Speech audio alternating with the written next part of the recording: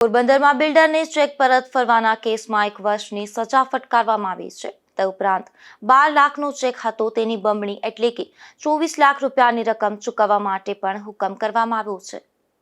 પોરબંદરના બિલ્ડર પ્રશાંત પૈડા દ્વારા પોરબંદરની કેશવ કોઓપરેટિવ ક્રેડિટ સોસાયટીમાંથી લોન લીધી હતી અને તે લોનની રકમ ભરપાઈ કરવા માટે મંડળીમાં ચેક આપેલો હતો. પરંતુ આપેલો ચેક પરત ફરતા સોસાયટી દ્વારા તેમના એડવોકેટ ભરતભાઈ લાખાણી દ્વારા પોરબંદરની કોર્ટમાં ફરિયાદ કરવામાં આવી હતી, જે રૂપિયા 12 લાખનો હતો. ત્યારે આ અંગે કેસ ચાલી જતા પોરબંદરના એડિશનલ ચીફ જ્યુડિશિયલ મેજિસ્ટ્રેટ બીજે પટેલ દ્વારા પોરબંદરના બિલ્ડર પ્રશાંત પૈડાને 1 વર્ષની સજા તથા ચેકની ડબલ રકમ એટલે કે રૂપિયા 24 લાખ ચૂકવવા હુકમ કર્યો હતો. અને આ રીતે પોરબંદરના બિલ્ડરને સજા થયેલી હોય તેવું પહેલી વખતે બનેલું હોવાના કારણે બિલ્ડરોમાં પણ ફફડાટ ફેલાયો છે. ખોટા ચેક આપી લોન લેનારાઓને પણ આ ચુકાદો એક ચેતવણી રૂપ બની રહ્યો છે.